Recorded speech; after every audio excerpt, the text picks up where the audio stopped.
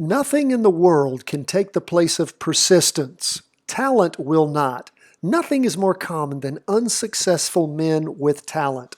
Genius will not. Unrewarded genius is almost a proverb. Education will not. The world is full of educated derelicts. Persistence and determination alone are omnipotent. The slogan, "Press on," has solved and always will solve the problems of the human race. Calvin Coolidge. I love that quote. Persistence, my friends, persistence, continuing to push forward through thick and thin. And all we ask, 10 to 15 minutes a day following these charts, you can do this. You want to hypercharge that training. How do you do it? You fill out your daily market worksheet. You fill out your trade worksheet every time you do a practice trade. You fill out once a week the weekly market worksheet, putting pen to paper, listening to what we say and seeing it recorded on our worksheets. Where do you get those worksheets? They're in your show notes every day. If you're not a subscriber at chartingwealth.com, go to the website, sign up for free. In your show notes every day will be those PDFs. And again, I try to do this at least once a week. I'm going to put at the end of today's video the instructions on how to fill out all three of those worksheets. Everything we do here is free. If you want to buy our book, yes, we do sell that. You can support the work here at the channel by buying our book. Also, and I'll send you an autographed copy. I'll get it right in the mail to you. So follow the link there for the book. And of course, our Patreon supporters. Don't forget, Patreon members, tomorrow night on Thursday, I will be sending you 10 weekly vertical crossovers. We'll always strive, that's up 10 and down 10. We will strive to give you 10 of each. If we've got more of one than the other, some weeks we don't have a full 10 that are decent enough for you to look at and potentially practice trade. Weekly vertical crossovers are the key to what we do here. They show changes in investor sentiment. When you see those crossovers, they typically show you fear when things are going down and greed when things are going up. Let's jump into the S&P 500. Everything up for the day, including Bitcoin. Everything. Not up a lot when it comes to stocks, 0.15%, but we see a nice week. Third week going in a row of up movement. Not enough energy yet for that price percent oscillator crossover. Derivative oscillator is going green this week. Not the price percent oscillator yet. Today, we can see it just continues to move up, but that price percent oscillator is almost flat. Derivative oscillator flat too. Half day.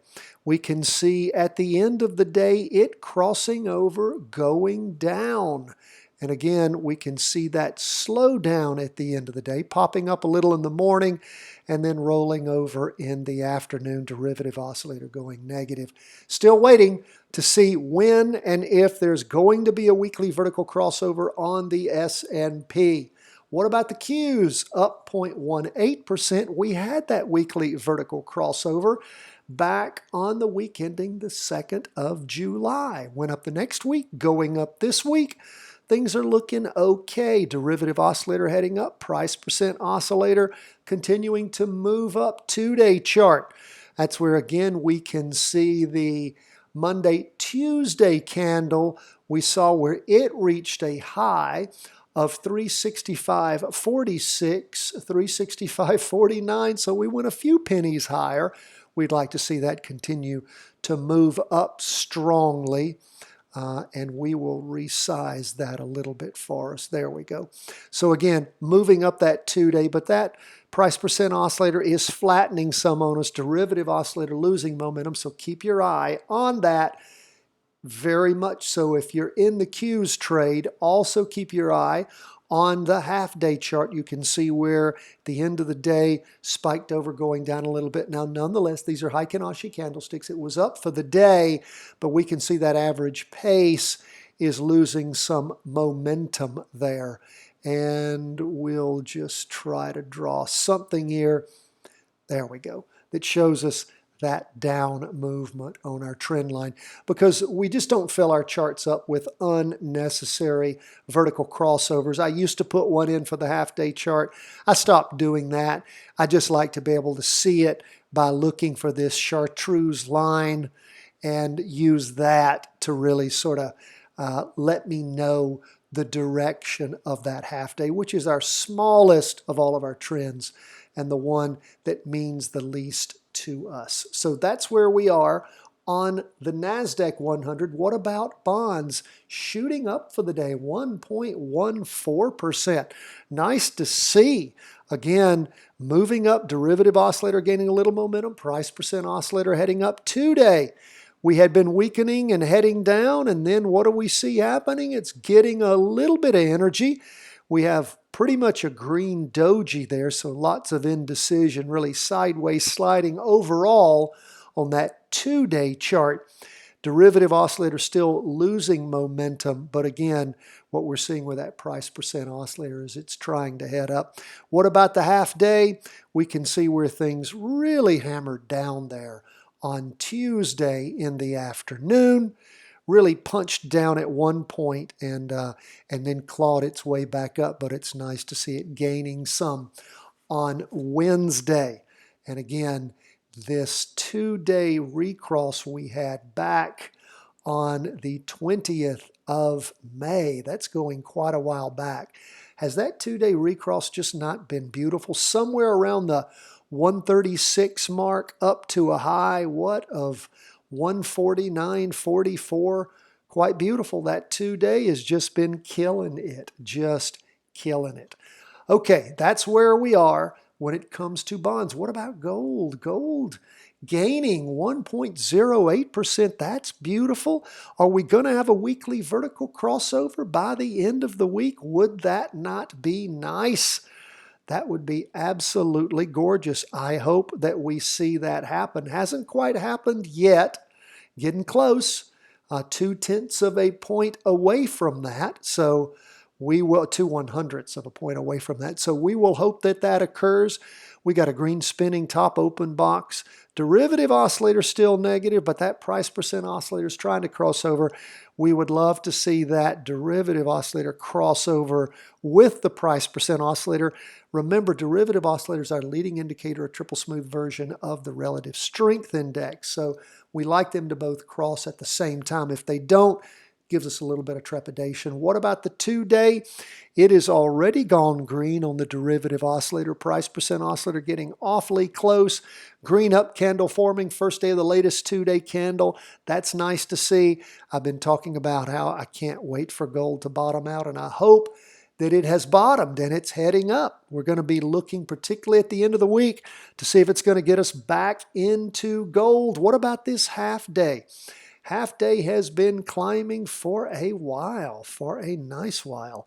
We saw that half day rotate over, heading up back in the afternoon on the 26th of June. What did it do? It went sideways and then dropped, but then it started its climb. And it has been climbing, sliding sideways some and climbing more. Today was a particularly good day. So, hope that we're going to see that weekly vertical crossover going up by the end of the week on gold. I am waiting with bated breath to see if that occurs. What about Bitcoin? Up a little for the day, not much for Bitcoin, 0.79%.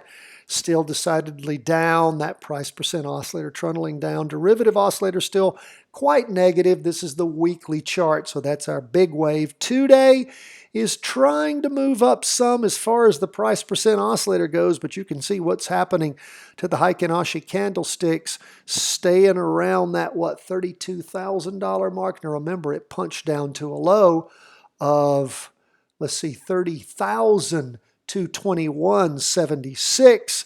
So price percent oscillator is positive. Derivative oscillator is positive. We'd like to see Bitcoin bottom out somewhere. Maybe it's going to find a bottom, like maybe gold has, maybe around 32,700, something like that, and start heading up. That would be great. What's happening on the half day? Again, it's pretty much laminated too. as things are sort of seesawing back and forth. So we'll continue to watch the 2-day, hopefully see the price percent oscillator pull away from the red signal line. And at some point, this price percent oscillator flatten on the weekly and then start heading up like it did last year.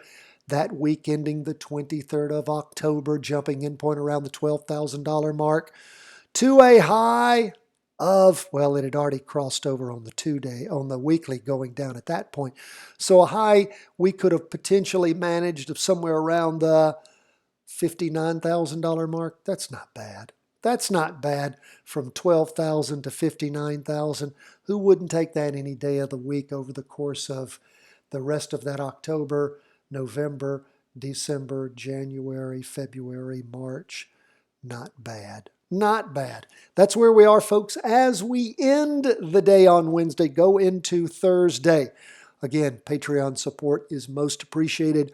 With any of those 3 levels of Patreon support, you get those 20 weekly vertical crossovers every week. Plus, of course, you get all the special trainings, Option Made Simple, the Charting Wealth Way, 3-part series. You want to learn about options? We've got it for free for our Patreon members. And, of course, that once a month live question and answer call-in session where we answer your questions and help review the stocks and ETFs you're interested in practice trading. God bless, my friends. All the best from the whole team at Charting Wealth World Headquarters.